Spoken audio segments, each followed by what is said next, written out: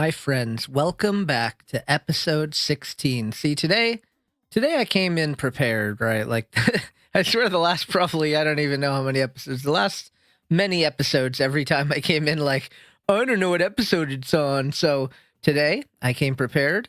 I checked before I hit that record button, and I can confirm we are in episode 16. So, welcome back to episode 16. I guess just, initial housekeeping stuff. Tentatively, we have a guest scheduled for the next episode, but it's not 100%.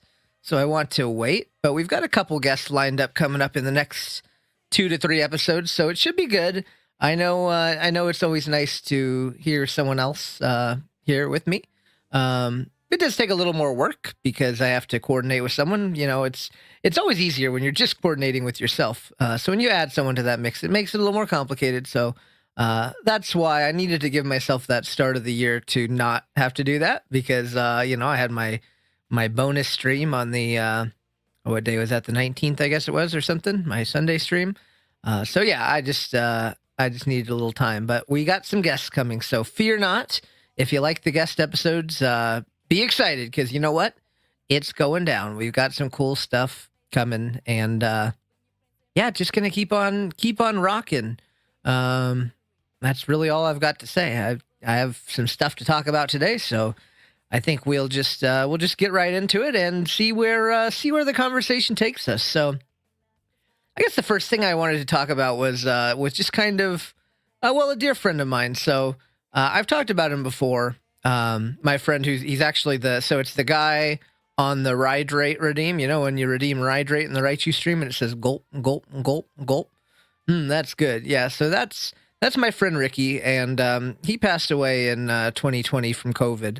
And it's a weird feeling, right? Like I've lost people in my life, right? Like my grandparents and stuff, for example, are gone, but he's the first person I ever lost in my life that was like around my age, which is kind of a weird feeling, right? And he was, honestly, probably one of the more influential people in my life. I don't know about top 5, but probably top 10 or 15.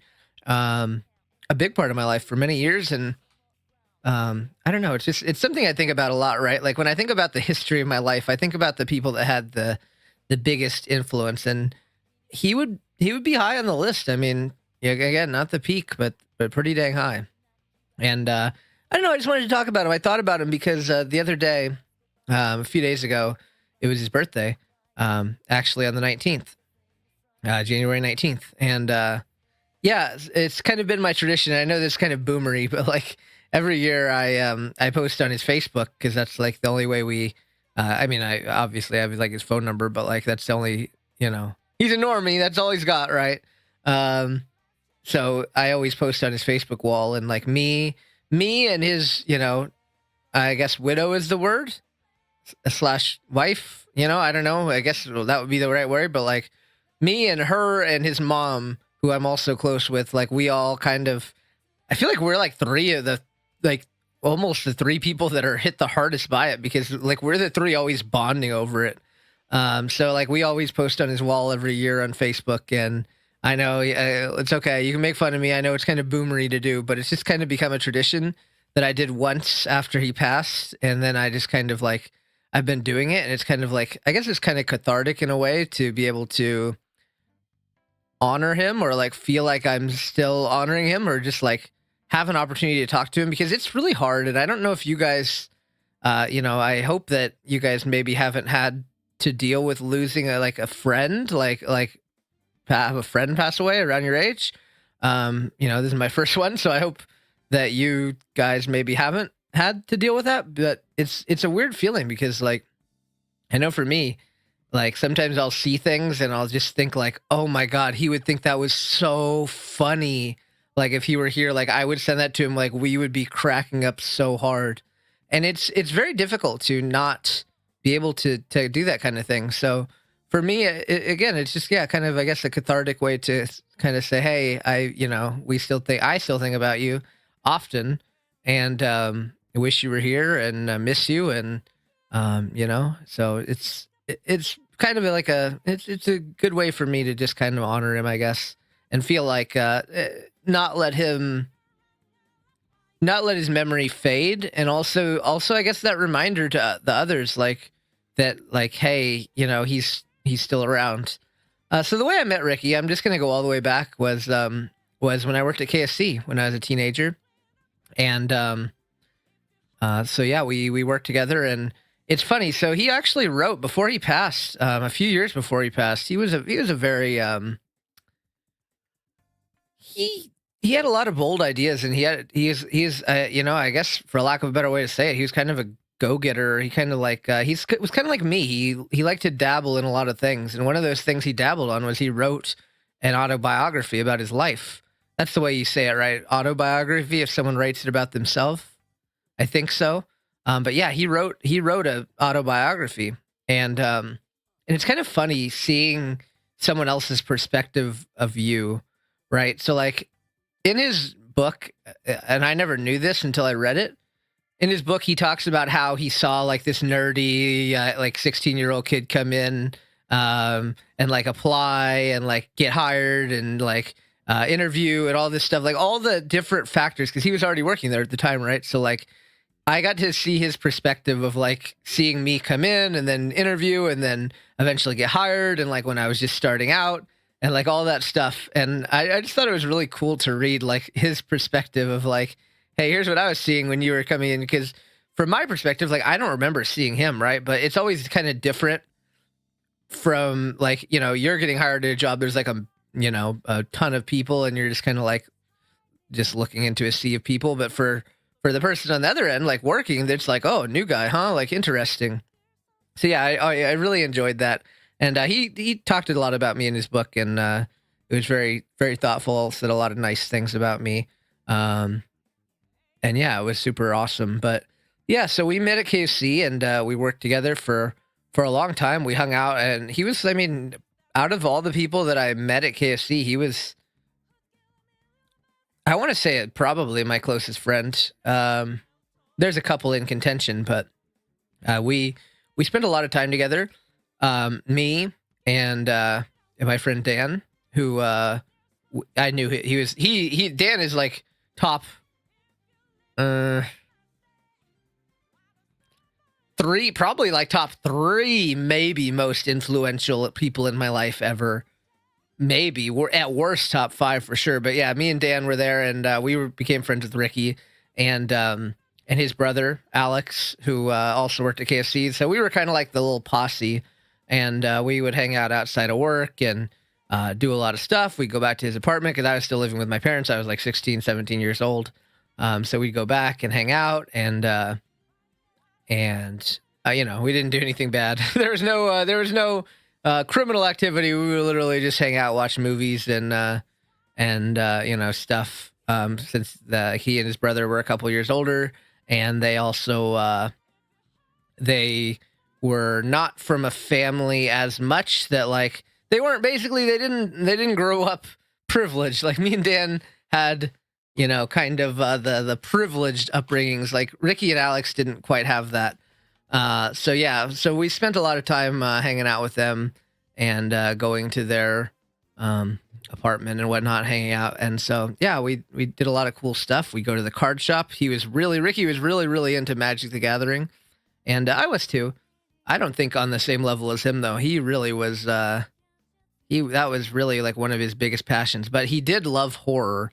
And that was one of the things we bonded with a lot, because we watched a lot of horror movies. Because I love horror, and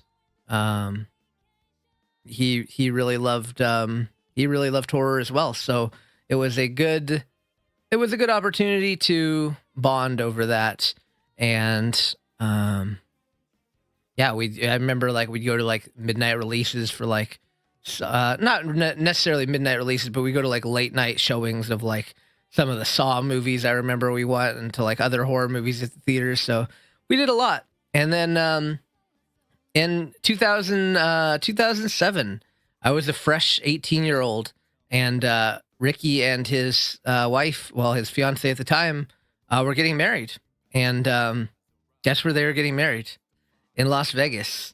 So that's kind of, I'd been to Las Vegas like once before as a kid, but I kind of think of that as like the trip that made me really kind of fall in love with Vegas. Well, at least one of them, but it was such a cool experience. And so we road tripped. Me, Ricky, his fiance, and Dan road tripped in my car, and it was really cool because it was kind of like the first, I guess, thing that I did that was like very on my own ish, like no parents, like a pretty long and not dangerous per se, but like it's a bold trip. It's like several hundred miles away from where we lived at the time, in my car, like by myself with my friends. Like it was a very exciting thing. And so we road tripped there, and it's so funny because we didn't, a smart thing would be to book a hotel. We did not book a hotel in advance. We literally showed up to Vegas. We stopped at the first place that looked kind of cool. It was not cool, mind you. We stopped at the first place we could because it was like 5 or 6 a.m. and we were freaking tired, especially me. I was driving. And so we rolled up and we found the first place, and oh my God, you guys, this place was not good. Okay. Let me just tell you, it was not good. And, but it was fine. It was passable enough, but it was not nice. It was not a, for those of you guys who have been to Vegas or know Vegas or, have even just seen pictures and stuff, it was not one of those nice, like big resorts you see. It was a little sketchy kind of place. But yeah, we stayed there, and it was fine. We did okay. And then, we had the wedding. We were only there for,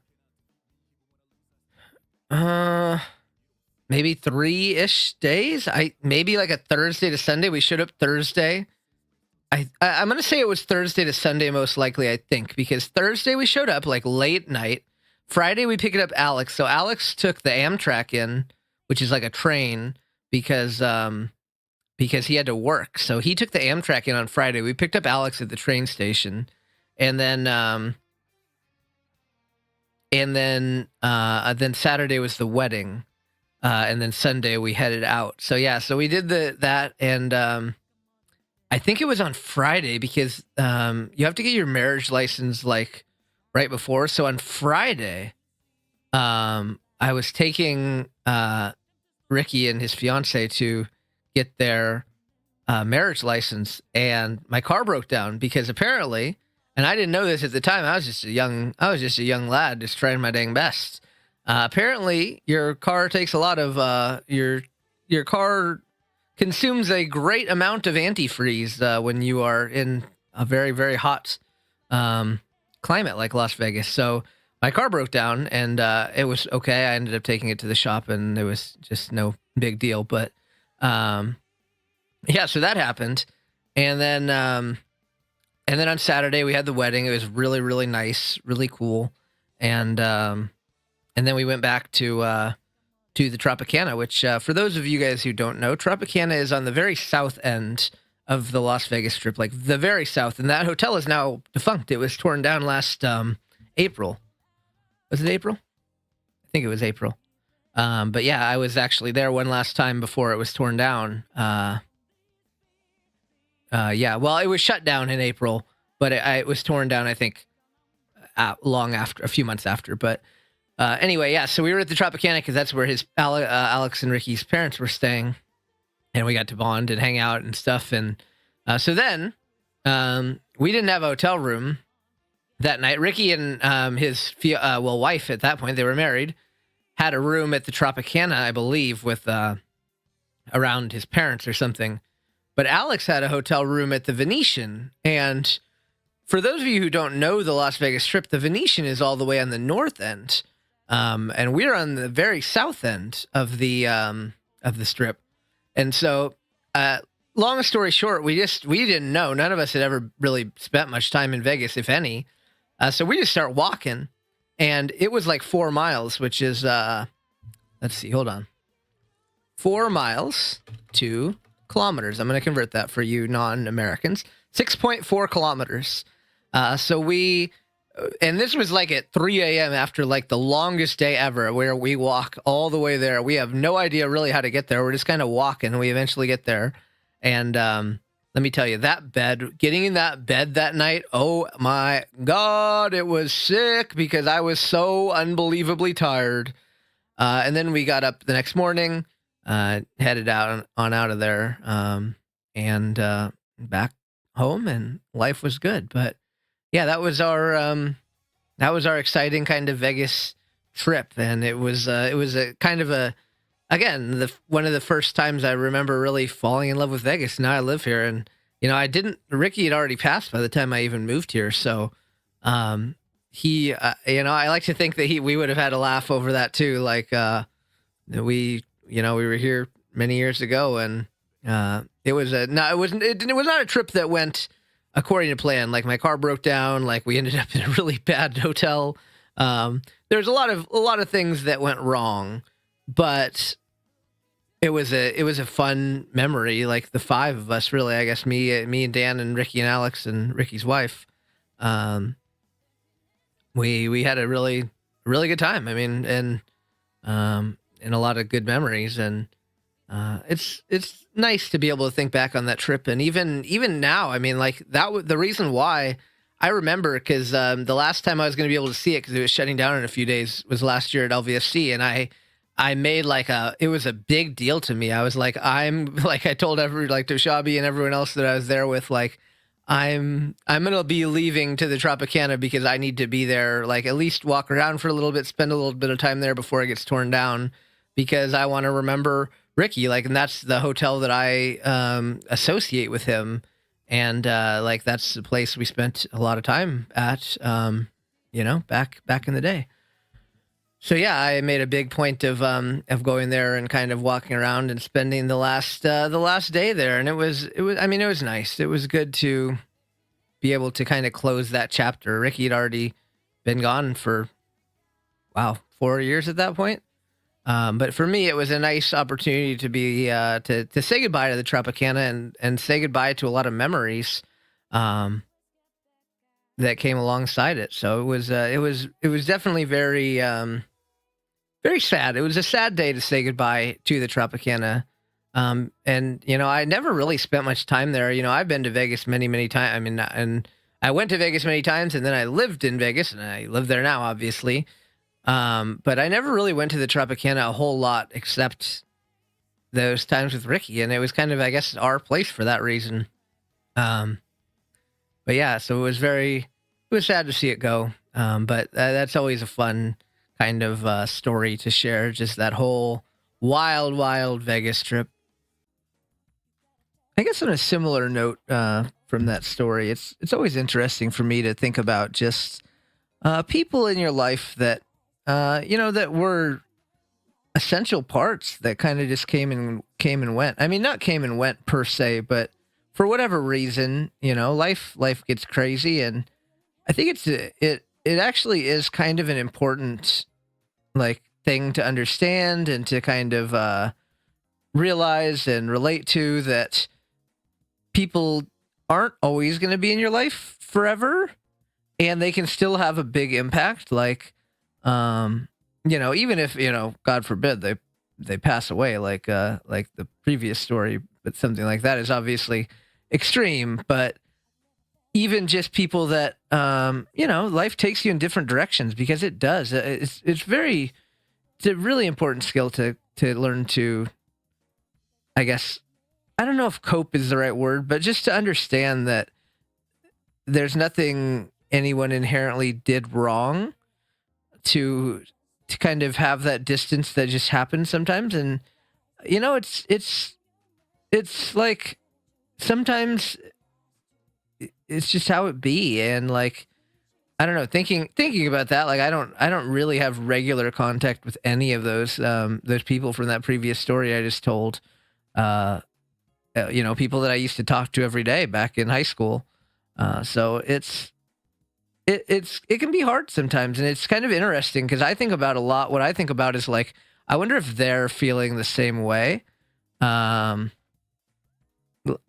they're, do they think like, wow, like I used to talk to Raichu every day, and he's not he's not in my life anymore. Like, do they think the same thing, or is it like it goes kind of back to what we always talk about, is like you never really know what other people are thinking, and so you can never really 100% be sure. Like, do they think that I hate them, or that I don't like them, or that we like fell out because of something they did, or do they think like the same thing I'm thinking right now, like life happens and we're separated, and that's sad, or what, and it's like most of the time I feel like you probably won't know. Like, think of all the people you've ever known in your life, and all the people that you've met, all the friends you've made, all the people that you've got somewhat close to. Like, most of them probably someday you're going to talk to them for the last time, or at least like the last time regularly, and then you might never really know exactly what their last thoughts of you were. You know what I mean? Like, it's kind of sad, but also it's kind of, I don't know, it's an interesting philosophical thought, I guess. Going back to that whole idea of like, you don't know when the last time you're going to do something. Like, back in my high school days, I played a lot of Counter-Strike with my friends and stuff. And I vividly remember when we were kind of like not doing it as much. And like, I remember one time thinking like, I wonder if this is like one of the last times, which is actually interesting because, like I said, most of the time you don't really know when it's going to be one of the last times. Like, there's like a famous-ish saying, at least I've heard it said a lot, like one day you like went inside from playing on the street as a kid, and then you never did it again. You know what I mean? And like, I have no idea what the last time like I quote unquote played outside as like a high schooler or like a teenager, whatever age. I have no idea like what that was, but I can vividly remember that Counter-Strike and thinking like, yeah, this might be like one of the last times like we're kind of dying down and we're not doing it that much. And I wonder if we'll be doing it again at some point. And it was like it was an interesting catch that I actually thought about that, because most of the time you just kind of go with the flow. But yeah, it's always an interesting thought. I've had the privilege of like, I've just like in the furry fandom, like I've dipped my toes into so many different hobbies and different friend groups and different like groups. Like, I am truly the jack of all trades when it comes to like meeting people. And so I've had so many different people in my life from so many different walks of life and so many different types of people and all this stuff. And it's it's sad in a way, but you gotta also appreciate those memories, and that's kind of the reason why I'm such a big believer in just like living for the moment, because like, you don't know, like there's people in my life right now that you never know if they're going to be around in 6 months, in a year, in 2 years. You don't know. And again, it's not like you could be perfect. You could be the most amazing person. It doesn't really matter. Sometimes, like, there's many people in my life that have been amazing, awesome people that did nothing wrong. And we, just grew apart through time and through our lives getting busy, whatever it may be. And so they did nothing wrong at all, zero things wrong. And that's kind of why it's like, yeah, just enjoy the time, enjoy the people around you that you care about, that you love. And you don't know what the future is going to hold. So just kind of enjoy it while you can, and just kind of see where life takes you, and don't beat yourself up. Because I think a lot of people beat themselves up or kind of have a lot of thoughts about, well, what did they do wrong, or what could they have done better?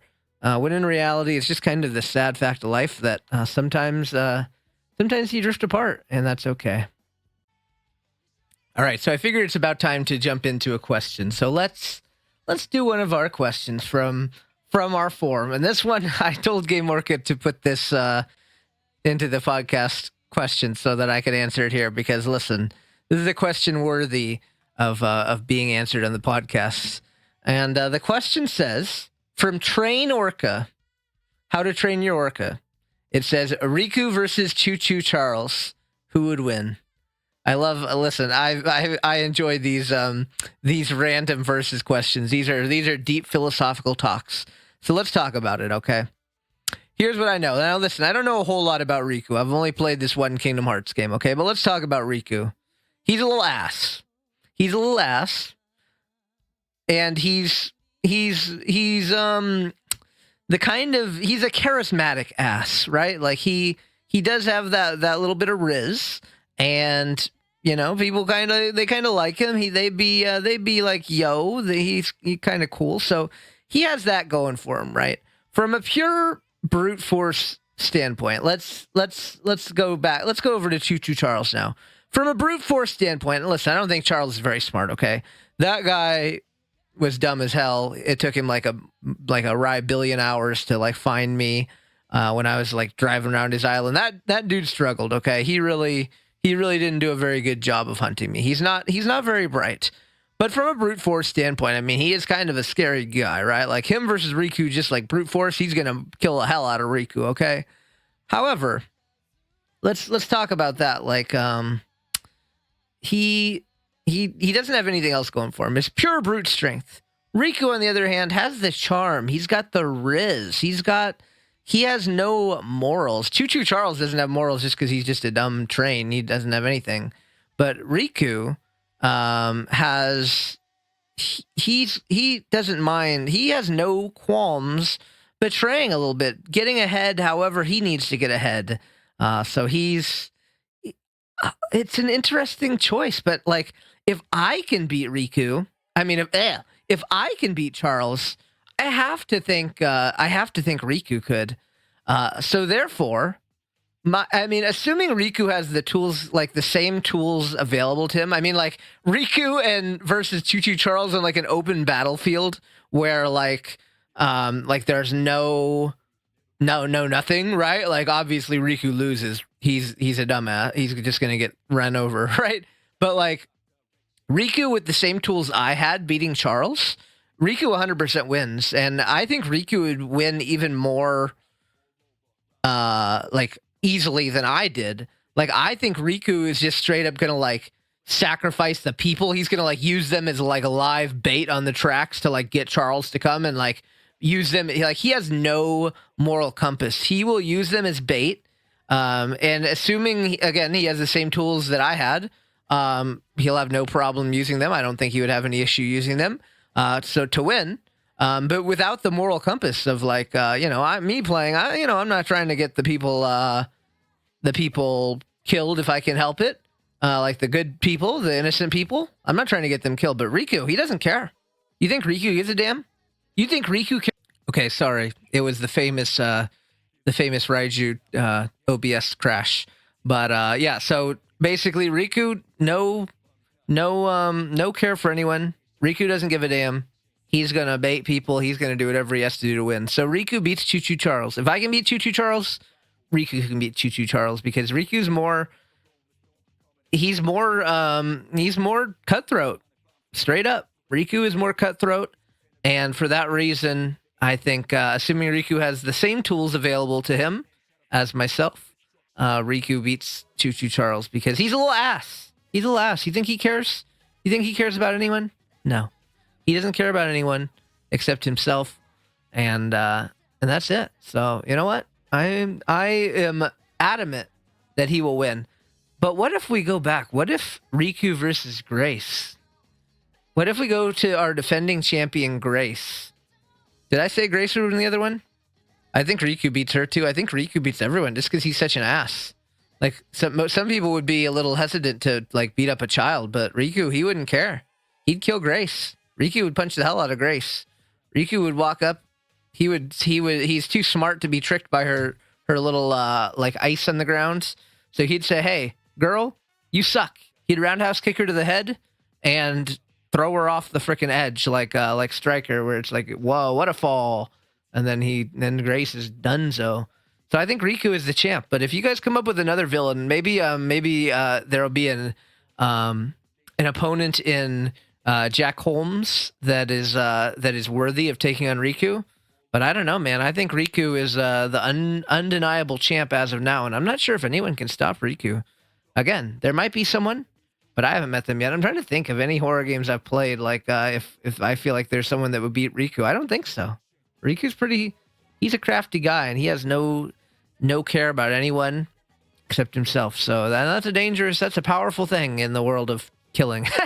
So Riku, undeniable champ. Pretty scary guy. All right, jumping into the next question. We have from, it says, from Otterly, in parentheses, this time without the. Well, I'm not going to answer that question anymore. I only like people who have the in their name, like the Raichu. Do we have any other the people in chat? Like the something? I don't know. We might be the only two, Otterly. I don't know if there's any others. I'm trying to think. Am I forgetting any? No one jumps out at me. Maybe we're the only two these, but listen, having the in your name is base, so put it back. Put it back. Put it back. It's okay. Anyway, the question is, on a previous stream, you talked about the conversation that led to your current kaiju version of your Sona, but what inspired you to use Raichu as the original way to represent yourself? If it's related to Raichu being a favorite Pokemon, why Raichu out of other Pokemon? Okay, so yeah, that's a great question. I actually kind of thought I had given this story before, but maybe I just did it on a stream and not everyone, hears me say it. And then, so I'll say it. I'll give the whole background.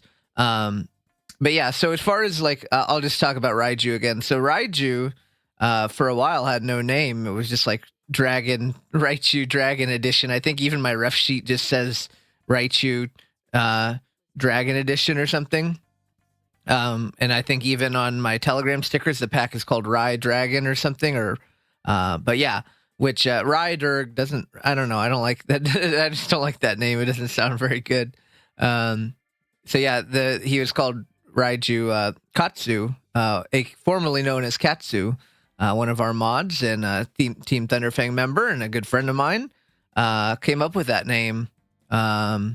Because, yeah, so the Raiju, and I know you asked about Raichu, but the reason why Raiju worked so well is because we were I was trying to come up with a name, right?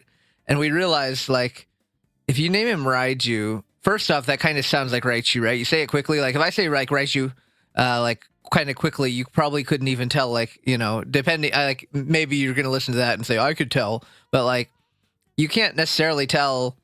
They sound very similar, right, when you say them. So they're kind of interchangeable, right? It's not a hard stretch to say Raichu versus Raiju.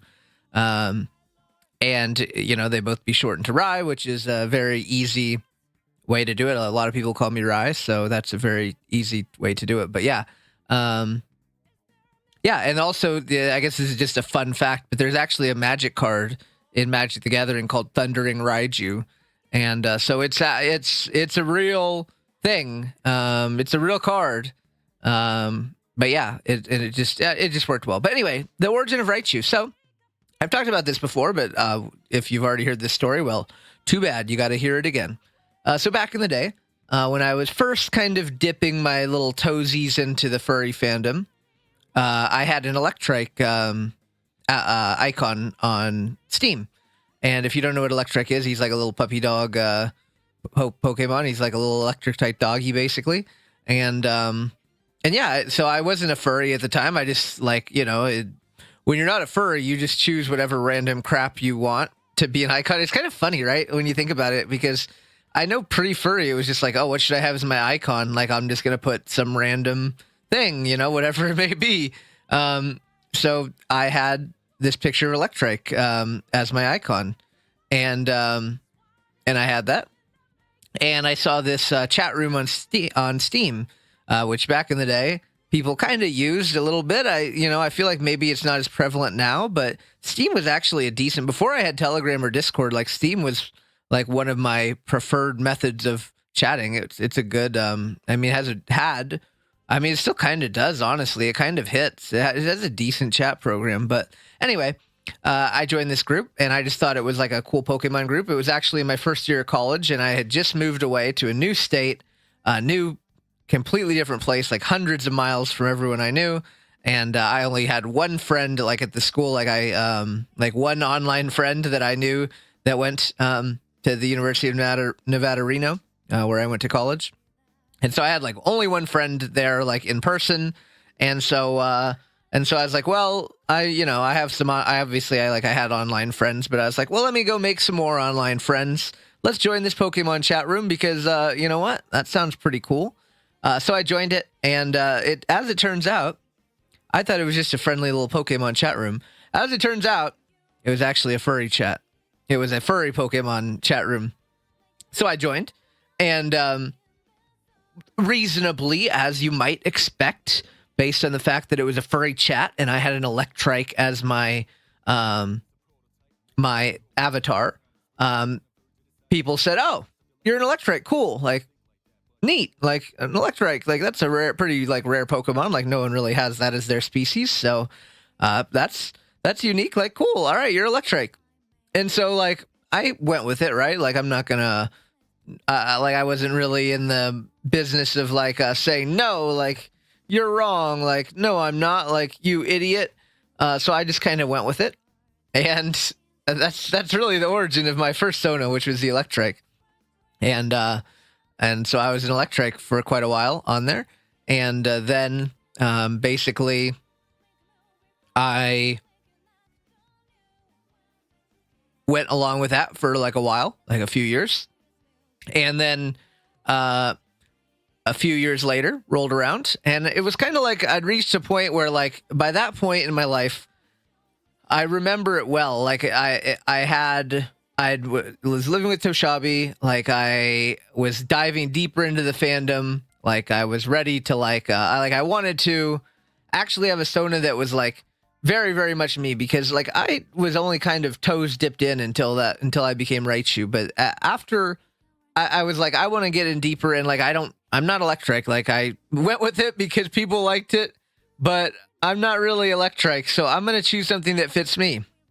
And you know, there's really no super mind-blowing story. Raichu's probably not. I mean, Weasel's probably my favorite Pokemon, I guess. Raichu, I've always liked Raichu. Like there's no denying I always liked Raichu. But I wouldn't say he was my favorite. It was more of just a situation of what fits me. And I was like so eager to find something that actually felt like a good fit for me. You know, I wanted something that was kind of cool, but also kind of cute, but not like super cutesy, like ooh woo cutesy, but like kind of like an attractive Pokemon. I'm just being real with you. And like I'd seen, you know, plenty of art of Raichu, and like I'll be real with you, like many lewd pieces, and like yeah, he's a pretty attractive dude, and he's cool. Like Raichu's always like in the anime, even he's like the badass dude, and like he's just a cool guy. And so I was like, okay, he's kind of cool. He's kind of like has a little sassy vibe to him, a little like, you know, a little sassy, a little edgy, just a little bit. Kind of cool, kind of cute. Like he's a well-rounded Pokemon, in my opinion. I love electric types. I had already spent many years being an electric type at that point. So the electric type fit well. And so for me, it just seemed to kind of work. It was just the right fit. It just felt, there's really no huge like revelation other than like, hey, this feels like a good fit. And then I did it, and I had, let me see if I can show you guys the first ever Raichu art that I had. Let me see. It might be on my old computer. I'm gonna go looking for it because it's kind of like the iconic. For quite a while, it was like the quintessential Raichu art, and I might not have it on this PC because it's kind of old at this point. Maybe I can find it from my Telegram and grab it and show it to you guys there, because I don't see it here. Is it here? No. Let me think where it might be.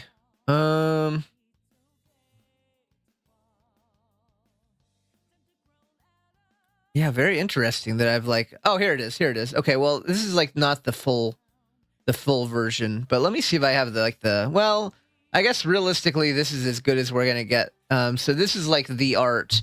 Let me just flip over to that source.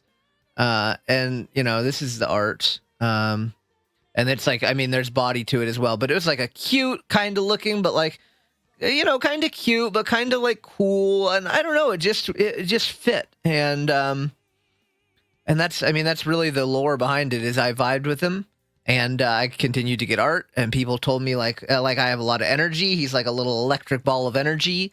I have tons of energy, so people were just like always praising me, like how he like, oh, that fits you so well and stuff. And I guess that just made me feel like, wow, this fits me, and I like it for that reason. So yeah, it's just kind of interesting, like that. I tried other stuff. Like I started out with Electrike, and I never connected with him particularly as a character. Um, and then obviously I made Raichu, and like I really, really, really connected. Um, but then like I had other characters. Like I've made a good amount of characters over the year. Like I think I've shown you guys before, but like my Charmeleon character, I did, because there was an episode where Orc asked me about my other Sona, but yeah, like my Charmeleon character here, like great guy, like really cool character. This jacket was based off a jacket I actually wore, and yeah, like again, really cool character, but I just never super connected with him either. Like I had my Raptor character who actually got a name. That was a rare one that I actually had like a cool, unique name, like my Raptor character named Vim. Like the word Vim, like Vim and vigor. But like, yeah, it was just a lot of trying stuff. Like I had my Otter character, I had my Buizel character, I had let me think, what else? Any others other than those? I mean, even like Raimu. I mean, I guess I haven't really done much with them. I had a Kobold character that was made.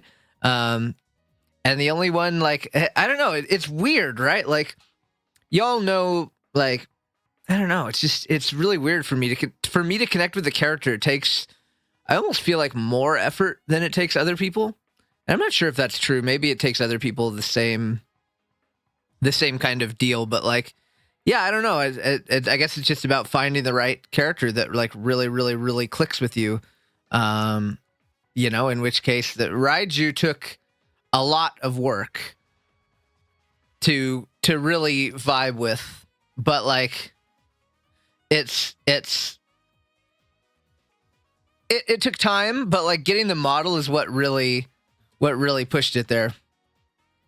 Because before the model, it was very shaky. Like I know like when I changed the model is when people started like, and it's the funny like the way I started like seeing other people connect me with Raiju more as well was like I realized it when like one year every like I am friends with artists and stuff, so like I'd get like some birthday gifts and like everyone drew me as Raichu, and then the next year like everyone drew me as Raiju like for my birthday, and so I'm like, okay, yeah, like the character's really connecting with me, but like it's hard to say. Like I feel like I've connected with Raiju a whole lot since having the model and like spending, because it's hard not to connect with the character when you're doing all this stuff. Like I have multiple streams every week.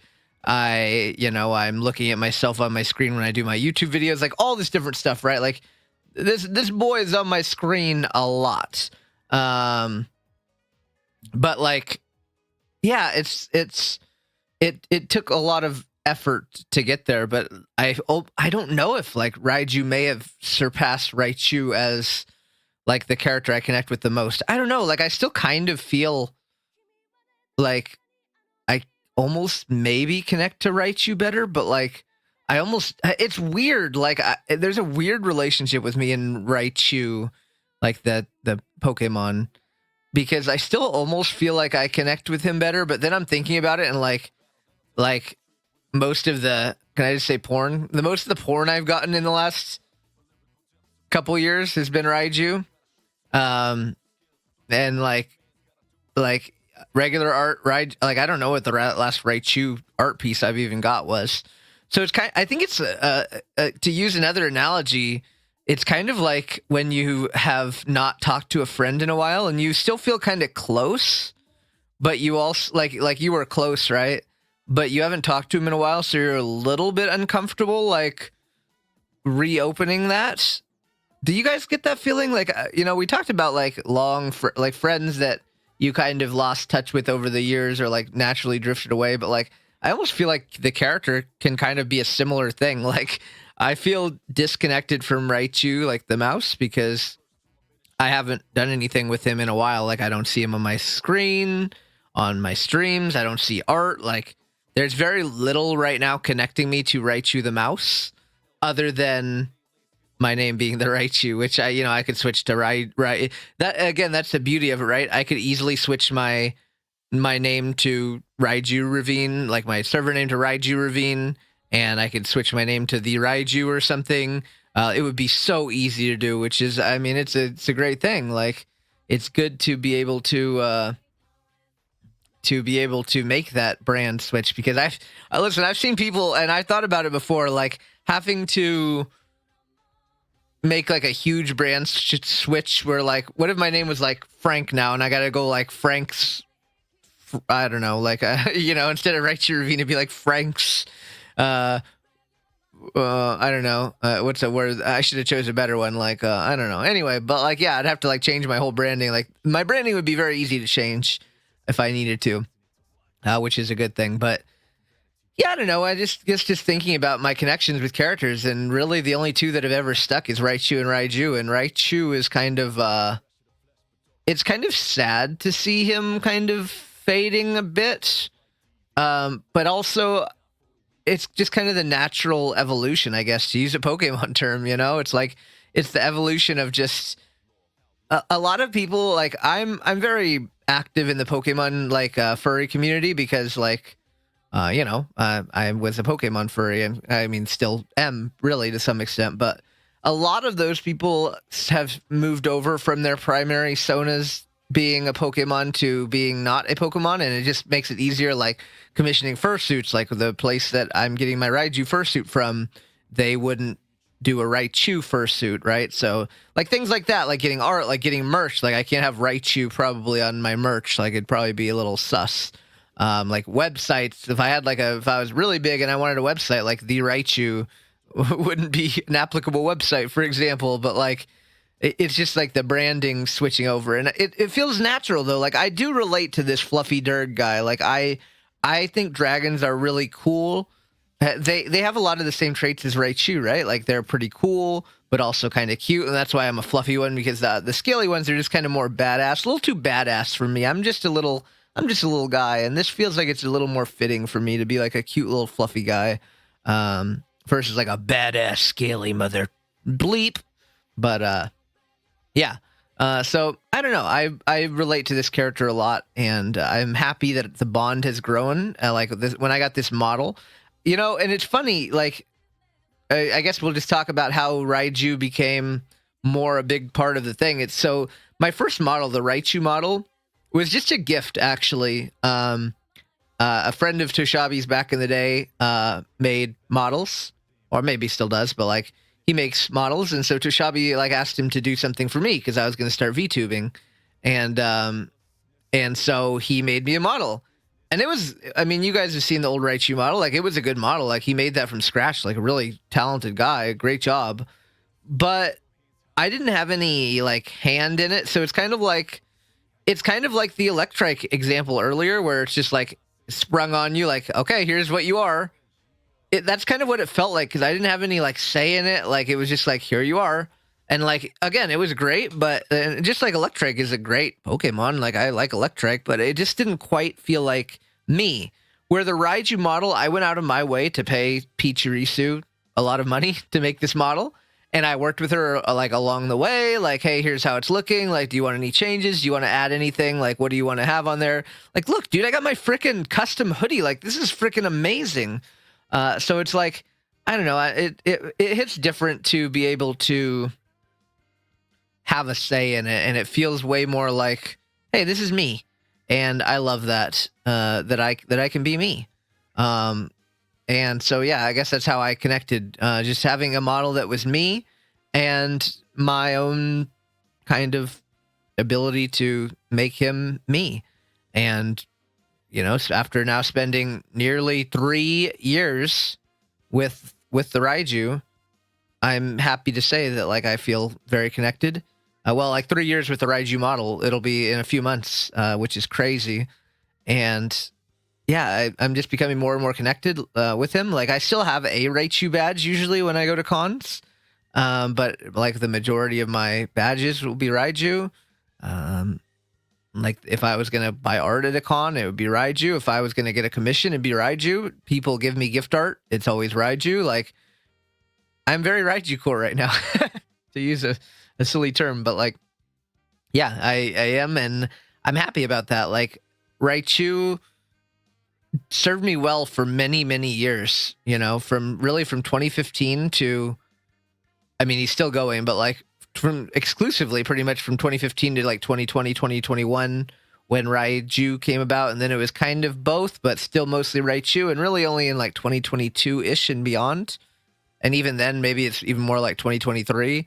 So he's served me well, and he got me to this point where I can be this fluffy Durg, and I can slap my face on merch, and I can slap things on things, and I'm gonna have a Daki soon that I definitely probably couldn't have gotten and like monetized with a Raichu on it. But a fluffy dragon, a hot, sexy, fluffy dragon, you betcha you can. So I don't know, it's just been really awesome, and I'm excited to see where this goes. I mean, I don't know, someday maybe will I be something else? Who knows? Who knows? Maybe something else will connect with me. You know, the other thing, like back in the day, instead of Fluffy Dragon, like years before Raiju even came about, which was kind of a haha joke, like I was trying to make my Raccoon like a Raccoon Sona, because yeah, anything that works well with Rai works. Like Raccoon works because you can just call me Rai, you know. But yeah, maybe I'll get him designed at some point, and then maybe he'll hit better. I don't know. I think a raccoon is good me energy, but Fluffy Dragon has been really awesome. So it's been pretty dang cool. And I don't know. Maybe someday I'll be the raccoon permanently. Who knows? Who knows? I'll get my raccoon model. I'll be living my life. But you know what? We're gonna enjoy Raiju for a while. I have a freaking fursuit coming. I have so much cool art, badges, all this stuff, and Daki soon to come. So you know what? We're gonna enjoy the ride as Raiju for a while. And we're gonna see where things take us, I guess. So it's it's gonna be a good time, I'm sure. So yeah, I think I've decided to kind of scrap Stardew Sunday and Stardew Saturday, which was like that idea that I had for another series. I just think it's gonna be hard to get a lot done with only a couple episodes a week, like forever. And Stardew, I feel like there's a lot of downtime. So maybe it's a fun little like chunk here and there, but like an ongoing series might be a little bit hard to follow. Plus, we're just kind of spreading ourselves thinner because then Omori episodes don't go up as often, and then Omori gets stretched out longer, and these series just kind of go on forever, and you never get to see the conclusion. So I think I made the decision that it's optimal to go ahead and hold off on that, and we'll just stick with our RaiTube series going forward, like Omori right now, one shot after that, who knows what after that. And then we'll have that. We'll have the podcast bi-weekly. We'll have streams, obviously, and we'll have, the once a month, hopefully, Sunday streams as well. So we'll have a lot of content. I felt like adding another series might dilute my content pool a little too much, though it is tempting. I always want to have another project going. And it would have been one more thing I need to record regularly too. So it would have just been making my free time even more limited, and I would have been stretching myself even more thin. So you know what? I have decided that for now that'll be scrapped. Maybe we'll do just some longer Stardew episodes like once in a while, or we'll just do some Stardew streams. I don't know. I'm not sure. There's a lot I want to do. There's always so much I want to do. That's the challenge, right? There's always just so much I want to do, and there's never enough time to do it all. Time to quit my job and do content creation full time for fun. But yeah, no, I think that's going to be the best route, just to make sure that that we're not artificially lengthening these series for too long.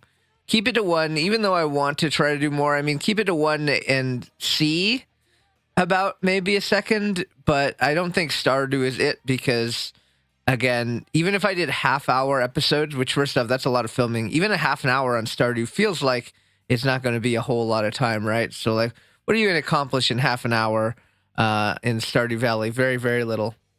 Very, very freaking little. Very, very little at all. Like, what are you even going to get done? Like, you're going to farm, like, one thing. You're going to fish for, like, 5 seconds. And you're going to, like, mine for 5 seconds. And you're going to do nothing. I mean, I don't know, but I know that's, like, a time suck game. Like, and it's very easy to, like, let yourself, like, get lost in it. And then, like, yeah, just basically end up, doing things for hours without actually doing anything. Like, and it's, yeah, it just, I don't think it would have been optimal to do. So, you know, we pivot. See, and we don't, I try to think through things that I do. And not just make a decision like, I want to do this. Like, I want to play Stardew, so I'm going to do this series. Like, I didn't think it would be for the best. And I curate my content very carefully, as I, you know, especially you long-term viewers are aware. Like, I don't stream games that I don't think will be a good show for you guys. And I mean, the same thing can apply to the YouTube series. Like, I'm not going to do something that I don't think would be a good experience for you guys. You know, some games are good games, and so they make a good viewing experience. Some games are bad games, but in a way that makes them a good viewing experience. And some games can be a good game like Stardew Valley, where it might not just be a great viewing experience for a YouTube series. You know, it is what it is. And then there's probably some bad games, too, that wouldn't make for a good viewing series because they're so bad. There's a sweet spot, and you know, I hope that that's one thing that you guys can count on with me, is that I curate everything I do quite carefully, and it's the reason why I've never not finished a game on stream. And it's the reason. I mean, I've completed every game I've started, and there's really, like, even when I was trying to figure out what my, like, quote unquote least favorite stream game was, like, I didn't have an easy answer, because there really aren't many that I didn't have a good time with, because again, there's a lot of thought. You might think Raichu's just a silly guy, he just his head is just all woo, but no, in actuality, this brain is like thinking real hard about what we do on the stream, so that everyone can have a good experience, because that's what we want, is you guys to have fun. I want to have fun. I want you guys to have fun. I want us to all have fun together, and that's my primary goal. So I'm very careful, and I'm very selective, and I will continue to be, because that's kind of my brand. It's we don't just do things. Like, you guys never see me playing new releases and stuff like that. Like, I'll wait. I'll look into it pretty extensively before I make a decision to play it on stream. And even, like, you know, sometimes I guess I spend less time looking at some you can just kind of tell instantly.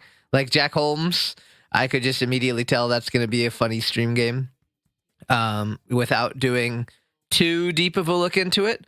So, you know, it's just kind of like, yeah, I guess just get the vibe, and that's what I try to do, because you know what? I don't want anyone to have a bad experience and not enjoy. I mean, I don't know. I guess you could still have a bad experience, but you know what? I'm minimizing the ability for you to have a bad experience. Okay, we're gonna minimize it at least.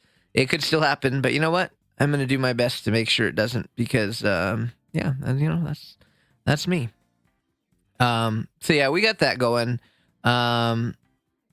It looks like, I mean, you know, I already talked about it before, but it looks like we'll just jump into some Spyro after we finish Kingdom Hearts. I think it's going to be a good palate cleansing type game, since it's not as long. Kingdom Hearts has been it has dominated the time slots for the last, like, almost 3 months, because it's very long.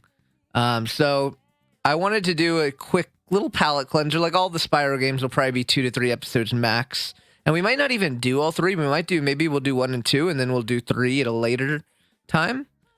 Because I don't really want to spend, like, if I do all 3 Spyro games, okay, now that's another, like, long series of Spyro. So maybe do Spyro 1 and 2, and then we're going to jump into Hollow Knight, which Hollow Knight I've been trying to play for years. So if we do Hollow Knight, that's going to be another long series, but hopefully it'll be okay.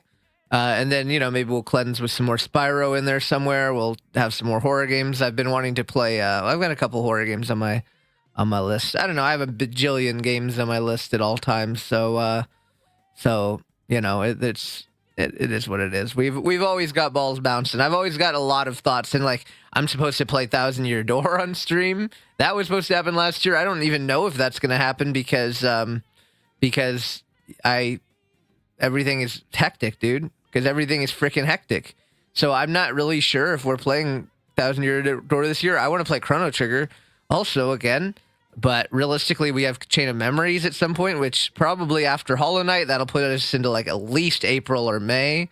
And then I'll probably take a short break, and then we'll start Chain of Memories in like the peak of the summer. And then we'll do that. Maybe we'll then have another palate cleanser. Maybe we'll end the year with Kingdom Hearts 2. But I don't even know if that might be too much Kingdom Hearts. Maybe we do something else, and then we pivot in 2026. We start Kingdom Hearts 2. I don't know. See, that's the thing. Like, there's a lot of long games. There's a lot I want to do.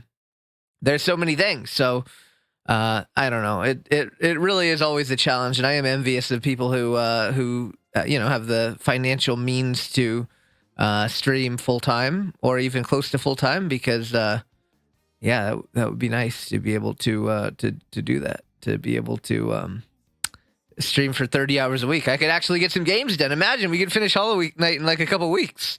That's crazy. I wish, but you know what? We make the most of what we have, and I'm totally okay with that. We do a good job, I think, and we get through a lot of stuff, and we enjoy our time together, which at the end of the day, that's the most important thing. And I always enjoy my time with you guys, so we'll just keep on rocking. But yeah, there's a full schedule on the books. Like we're not slacking around. We are brainstorming. I've got probably half the year covered for my YouTube videos. We've got a few podcast guests coming up. We've got most of the year pretty planned out for the streams. So we're cooking, man. It's only January 25th, but we're off to a good start. We're looking strong. We're looking powerful, and we're gonna kick some butt. I think this year we're gonna do some great things. We probably want to do a subathon at some point. It's our annual subathon, so maybe in the summer we'll have one of those. I wonder if we could start Chain of Memories during the subathon, kind of like how we started Kingdom Hearts 1 this year. Maybe not a bad idea. Maybe that's a good idea, right? You just cooked something good up in your brain. See, we're just streaming randomly, but we're just like chatting on the podcast. But I just cooked up a big old brain idea, and now we're gonna have a decent idea. I think that could be fun to start the Chain of Memories on the subathon. Maybe it's our tradition. Let's see. Then we got Kingdom Hearts 2, which will definitely not be during the subathon because it'll be like early in the year. What will be after that? I don't know. It's actually like the next game I'd play after that in Kingdom Hearts. I don't know how many Kingdom Hearts games I'm going to play. That it could dominate my schedule forever, but I think we'll probably at least play 1 Chain of Memories and 2 to start. I think. I don't know. That's my goal for now, because I do want to play all the Kingdom Hearts games, but I made a joke one time about how it would be like 2030 by the time I finished them, and that's actually kind of realistic. And then I can't play very few other long games because they take up so much time. So I gotta be cognizant. There might be people that don't even like Kingdom Hearts. I might be alienating the audience by playing Kingdom Hearts. But the people that do like Kingdom Hearts are very loud.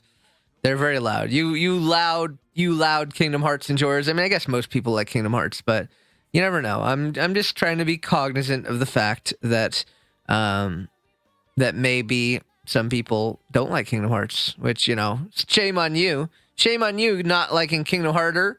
But you know what? I've had a really great experience, and we're going to be beating the game this week. And, depending on when you watch this, we're going to be beating the game in a few days. And I think that's pretty neat to me. It'll be a good like accomplishment for me to be able to finally say after all these years, hey, I beat Kingdom Hearts, and I'm cool for that. That's what I'm gonna say. I beat Kingdom Hearts, and I am really, really cool. Um, so yeah, I hope maybe you guys like hearing about it. I guess it's kind of like a bonus for the people that actually listen to the podcast, that you get like some behind the scenes lore of like what's cooking in my brain for the rest of the stream year and beyond. So we got a lot of good stuff. I personally am very excited, and maybe we'll start another side series on YouTube. I don't know. I just think Stardew Valley is not it. Maybe there's another game that starts with S. Do I have any other games that start with S that could be a good Saturday and Sunday stream? Let's see here. I'm looking. Hold on. I'm looking. We're gonna look together right now. I have a lot of S games. Saints Row Sundays. Just kidding. I have all these Saints Row games. Oh, I played Saints Row 2 some? Huh. I don't remember that. I really did, huh? Very interesting. What is Samorost? Interesting.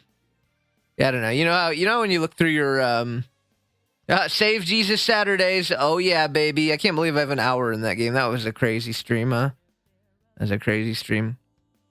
Yeah, I you get like a lot of kind of like feelings of, wow, I own a lot of games that I didn't even know I owned. That's me right now going through my thing. I have a lot of Serious Sam games. Do you guys like Serious Sam, anyone? They're really fun. They're really fun shooters. They're kind of like Duke Nukem-ish, if you know Duke Nukem. They're kind of lighthearted, kind of funny, blast 'em stuff. Very cool games. So maybe I should play those again sometime. Yeah, I don't really have anything super tempting me to play on Short Hike Saturdays. I have a short hike. Don't people like that game? I think so. I think they do be liking that game. But yeah, I guess that's what the plan is. Oh, I have Slay the Spire Saturdays. I should play that game sometime, someday. What is Snuggle Truck? I own the game called Snuggle Truck. I couldn't tell you. Yeah, I don't know what the heck this is. What's Snuggle Truck? I don't know, but I own it. I've got Snuggle Truck. If I ever need to play Snuggle Truck, I can play Snuggle Truck. But yeah, we'll have a lot of good things cooking. I can promise you that, and a lot of stuff I'm looking forward to. So it's gonna be a lot of cool stuff. Do you guys ever think about how how things like? Do you ever like just kind of like put two and two together, like how like something in your childhood or like something you experienced early in your life like influenced your later life? Because recently I was thinking about how I'm very much a punctual person. Like, I don't like to be late, and I ensure that I put myself in a position to be early. Anything I log into work early. I start my stream like right at the millisecond it's time to go live. Like, I upload my stuff that I say I will, like right on time when I say I will. Like the podcast, for example. But like, yeah, like I'm very much like someone who wants to be on time, and it stems because I don't even want to say my parents. It's pretty much my mom, and in a heterosexual relationship, the woman oftentimes makes she wears the pants in the family, right? So my mom is a habitually late person, and thus my parents were always late to things, and that included me because I were with them. So like I remember like going to like family like meetups, like meeting up with like my grandparents or my aunt and uncle like to meals and stuff, and then like we'd be late, and then I'd hear like them make passive aggressive comments, which justifiably so, because it's annoying when like you have a time like to do something and then the other person is always late. Like, I understand it's annoying. So, like, I was just a little kid, obviously. I had no say in it. I would just be there, like, mortified, like, oh, God, like, this is so awkward. And even, like, one time, I remember, like, my mom would make me, like, pushing it to be late all the time. Like, she was, even for school, where, like, so when I was in high school, like our high school, like if you were 1 second late to class, we had what was called lockout. So if you're like 1 second late to class, you get locked out of the class. They like lock the door to the classroom and you have to go to lockout, which is like kind of like detention, sort of. Like it was very much encouraged, don't be late. And my mom would always leave at the perfect millisecond. Like if it's an 11-minute drive and school starts at 8 o'clock, she's leaving at 7:49. You're not getting no like, oh, let's account for like what if there's traffic, or what if there's like a we get a bad luck on stoplights, for example. Like she would not give any there was no leeway. So I just remember like so many times like pushing it. And like one time it was my birthday and we were going to school. And we were late because my mom doesn't plan things well. And so she was speeding. And then a cop pulled her over like a mile from my school. And I mean, I don't know if you guys have been pulled over before, or if you like have been in the car when someone's been pulled over, or if you even maybe seen it in like media. But like it can take some time, right? Like the cop's going to chat with you. They're going to like walk very slowly back to their car, get the information, put it in. So it's going to be like a long kind of process. So at that point, my mom was literally like, well, you better just get out of the car and like run to school. So I'm like sprinting to school on my birthday, like a mile, dude. And it was extremely horrible. So basically, moral of the story, I don't know. I guess like the moral of the story is, right, that like you can have like a positive, I guess, effect, right? Like I took something good out of all those really, really, really crappy situations, right? Because it turned me into someone who's very punctual. And like, even if I'm going to be only a couple minutes early, or I'm going to be on time to something because of circumstances beyond my control, like I start feeling guilty. Like I think I maybe talked about it in the podcast or the stream. I'm not sure. Like I met up with Kawa from our community last month for ramen for dinner. And I remember like being so stressed because the GPS said I was only going to be there like 1 minute early, and then like because like traffic was really bad because it was like rush hour, and I was like stressing so much. And then like I like got there and I'm like, oh, Call, I'm so sorry. Like I texted him like, I'm so sorry, I'm like running late, blah blah blah. And he's like, oh yeah, I'll be there in like 15 minutes. And I was like, oh, okay, well I guess I didn't need to stress. But I don't know. That's just kind of how I always like. How I handle going places in this day and age. Like I always account to get there, 10 minutes early or even better. Like I would much rather cause myself a delay of waiting, or like getting to somewhere like because of myself, a little bit of like, oh, I have to wait. Like even like when I order food, like from a place, right, for like pickup, like sometimes I'll order from a restaurant and then go pick up the food. Like, I'll get there extra early because I don't want to, like, have them, like, quote-unquote waiting for me, even though technically, right, like, it's not really, like, a big deal. Like, they just have the food. Like, it's just been, like, so drilled into my brain that I need to be early when I'm going to do something that I just do it, like, instinctively. Like, okay, they said 20 minutes, the food will be ready. Okay, it's a 5-minute drive. I'll leave in 10, and then I'm going to get there in, like, 5 minutes before they even said the food would be ready. And then oftentimes their estimation isn't even right. So then I end up waiting like 20 minutes because I'm a dummy. But I don't know. I guess it comes down to like I felt like my mom, for that reason, like disrespected people's time a lot. And so I guess it's been something where I've been like overly compensating to respect people's time. I do it with like my stream, for example. And I make sure that I'm going to be very, very, like respectful. Like I start my stream right on time. I don't want to keep people waiting. Like you might be sitting in my stream and waiting. No, like the millisecond that clock strikes 3:55 on my stream days, I hit live. So I don't like messing with people's time. Time is really valuable, and I know for me, like it's very disheartening for me when people waste my time, because like I know how valuable time is to me, and so I try to be respectful of everyone else's, because yeah, I don't know. So I guess it's a cool example of like how a crappy situation. Like I had a lot of really awkward, crappy situations because of my parents' lack of punctuality, but I was able to get something good. So I think it's cool when you can sometimes, like, your parents doing something bad or like kind of negative can, I think, can impact you like negatively, right? Like I'm sure it does often for many people. But I think it's kind of cool that I was able to get something kind of good out of it. Like, hey, like all it did for me was I'm very cognizant of the time, and like when I have something planned, and I'll make sure that I'm going to be there on time to make sure that no one's time is wasted. So yeah, I guess just if possible, it's, you know, try to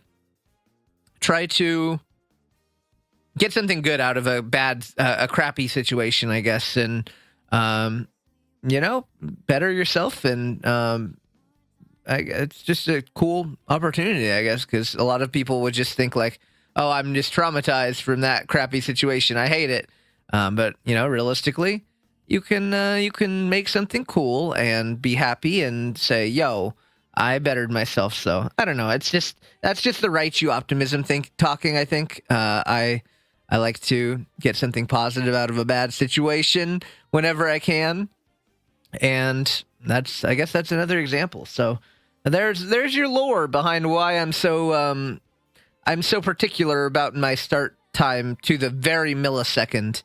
And yeah, I guess and I mean, it comes to the same thing of like, I don't cancel streams because I know people might have set their time aside for me. Same reason I don't cancel really any kind of plans, or I try not to. Like if I have plans, I do my very best not to cancel them, because you know, obviously sometimes there's circumstances beyond your control. I've definitely been there. But like the example of like how I've only canceled like one stream in the last 5 years without notice because of an emergency. You know, I guess that's really what it comes down to, is like I don't want people to set their time aside for me and then I cancel it and I feel bad for wasting their time. So yeah, I guess I'm kind of rambling about that, but yeah, you know, and it's kind of fun to think back and kind of realize why you have these like kind of habits, or like these little quirks, or whatever you want to call them. You have those little things for a certain reason, and it just kind of clear to me why I have that little quirk of being like super hyper conscious of not wasting people's time, is because I definitely saw my mom do it a lot, and I don't want to be that guy. I'm trying not to be that guy, so I will do my best to continue to not be that guy. I think one of the cooler things to come out of like getting to play kind of, I don't know, like getting to stream the horror games on my stream this year has been really fun to like, it's kind of like invigorated my love for trying new games. Like I've been hunting around Steam, and it's been really fun to kind of play weird stuff and just like invigorate me to find more kind of weird stuff. Because for a while we were doing like those weird horror games only like on Chili Max's birthday for his birthday every year. But it's been really awesome for me to like get to play them and get to spend a lot of time just looking at stuff and finding stuff that I think will be funny for the stream. And like I already talked pretty extensively, but we've had some bangers, and I think in general it's just been really exciting for me because I love horror games, but I love all kinds of stuff. So it's just been it's been really fun to explore, and it really is like, even off stream, like there's games I want to play more now, and I don't get to play that many games off stream these days. So it's been really, really cool to have that option. And like I kind of like I have the I've had a desire, like back in the day I used to always play a DS game every night before bed. Like I would be playing whatever game I was playing, and I would play it a little bit before bed, which I kind of might maybe want to do to get through some of these DS games. Maybe at least some of the ones that I don't think I'll stream, because I want to stream them too, which, by the way, I still have to go talk to Yasha about getting my DS modded with the capture card. So, Raichu, get on that. You need to go put some work in. Do it, please, Raichu. I really need to. I keep putting that off. Well, I guess I can kind of talk about it, but our next guest is Leo. He's going to be coming on the podcast in 2 weeks. Well, from when you see this episode, it'll be 2 weeks from today. Well, whatever, you might be watching it on the day that it releases, but, the episode that will debut 2 weeks after this one, okay, whenever you're watching this, you never know. The next sequential episode will be Leo's episode, and it should be really fun. A lot of the last few episodes has been me, sharing stories, and Leo and I have a truckload of them, as him being literally my longest subscriber, the very first person in my Discord. He's got a lot of accolades, but I won't spoil them all now because, we gotta put on an episode, so I can't just be telling you everything now, but it should be a really entertaining and funny episode, I think.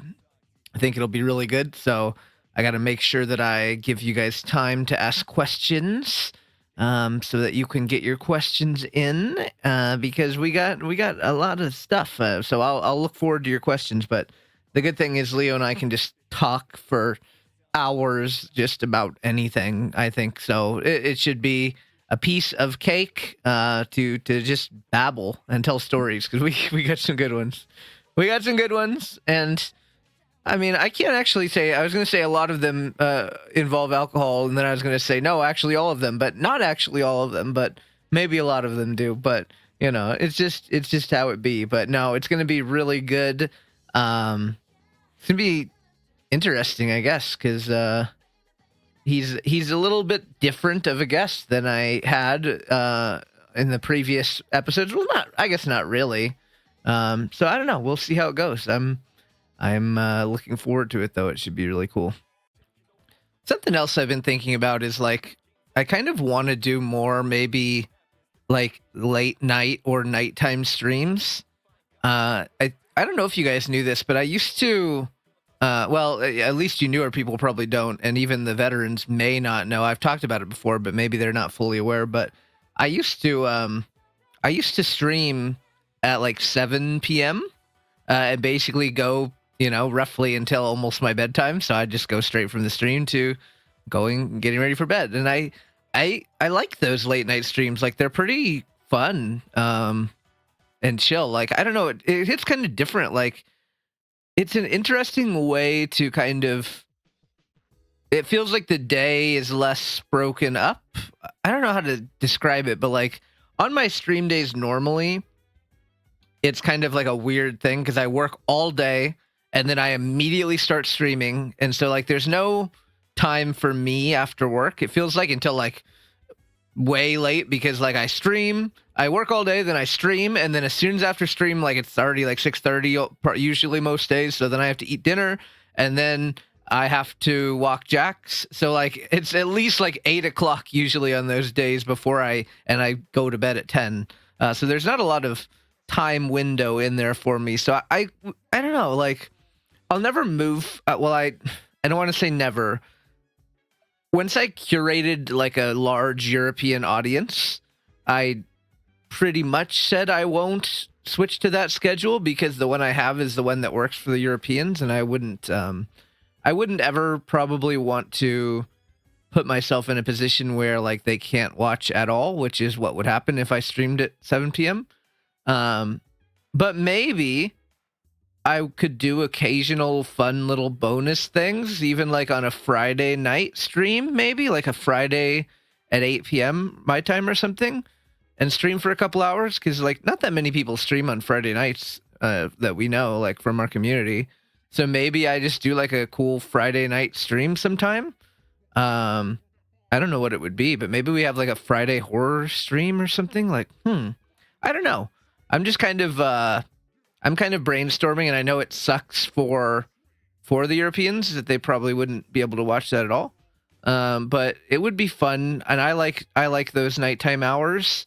And also, like, it would be nice for the other time zones, like, that don't get to watch, such as Southeast Asians, who never get to watch.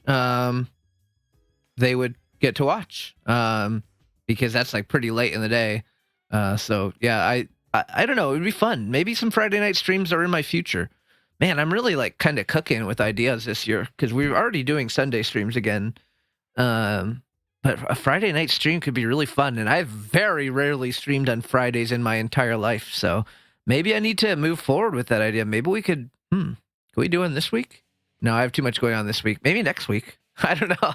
I'm getting too many crazy ideas in my head. We'll see. I'm looking forward to it.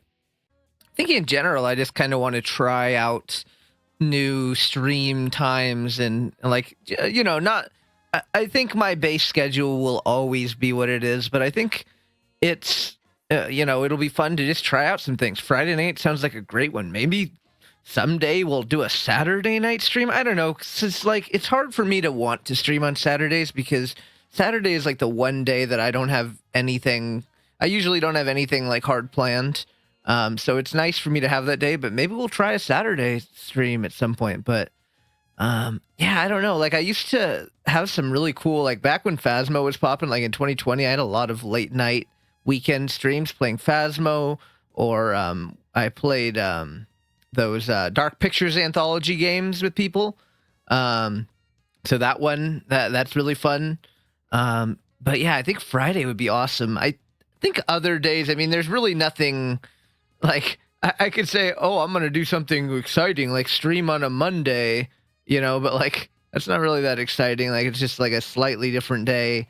And I'd probably end up streaming at the same time my normal streams are. But a Friday stream is pretty cool. So I don't know. I'm toying around with stuff. Maybe even I might even take like a poll in the Discord if people would like me to do like random unplanned streams, because I've always been against that. I've talked about that a lot, how I don't like to do non-scheduled streams because someone might I might make someone feel bad because they missed it because they didn't know it was happening because it was unplanned.